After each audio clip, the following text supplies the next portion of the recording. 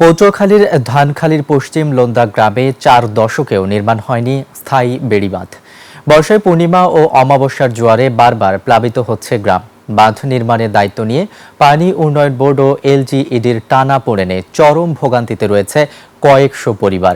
কুয়াকাটা কলাপাড়া প্রতিনিধি নাসির উদ্দিন বিপ্লবের তথ্য ও ভিডিওতে মাসুম আলিসার রিপোর্ট। পটুয়াখালীর ধানখালী ইউনিয়নের টিয়াখালী নদী সংলগ্ন পশ্চিম লোন্দা গ্রাম।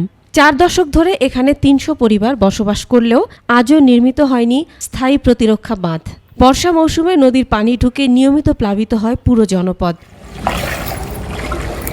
5 বছর আগে স্থানীয় ও ইউনিয়ন পরিষদের উদ্যোগে একটি নিচু বাঁধ নির্মাণ করা হয়। শুরু থেকেই জোয়ারের পানি ঠেকাতে ব্যর্থ এই বাঁধ। চলতি বছর 2 দফায় ভেঙে প্রায় 100 ফুট অংশ নদীতে বিলীন হয়েছে।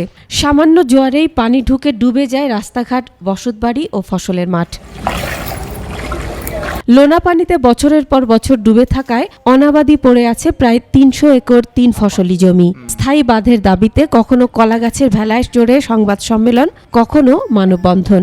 পানি উন্নয়ন বোর্ড ও এলজিইডিতে একাধিক আবেদন করেও মেলেনি সমাধান। থেকে এটা সংস্কার তো দূরের কথা, বিভিন্ন জায়গা থেকে এরকম ছয়টা এরকমের খাল কালাখন্দ হয়ে গেছে। আনুমানিক 3.5 কিলোর মতো জায়গা, এই জায়গায় একটা বেড়িবাঁধ দরকার, টেকসই রিং বেড়িবাঁধ দরকার। আরো পর্যন্ত পানি ওঠে, আমাদের ঘরে থাকা যায় না, রাস্তায় গিয়ে আশ্রয় নেওয়া লাগে, এমনকি সেন্টারে যাওয়া লাগে। 100 একরের মতনই হইবে মনে হয়। জমি জমা আছে, আমরা চাষবাস করতে পারি না, ধান পান ফলাইতে পারি না। এদিকে বাঁধ নির্মাণের দায়িত্ব নিয়ে একে অপরের ওপর দায় চাপাচ্ছে পানি উন্নয়ন বোর্ড ও এলজিইডি। নিজেদের আওতাধীন নয় এমন যুক্তিতে এগিয়ে আসছে না কোনো দপ্তর। কিছু বাসিন্দা বসতি স্থাপন করছে, এটা একটা ছোট্ট চর, এটা আমাদের ভেরিবাদের বাইরে, এটা আমাদের আওতায় না। আসলে পানি উন্নয়ন বোর্ডের কাজ হলো তার অফ দ্য এনভায়রনমেন্ট তৈরি করে। আমাদের এলজিডি আমরা কোনো এনভায়রনমেন্ট আমরা তৈরি করি না।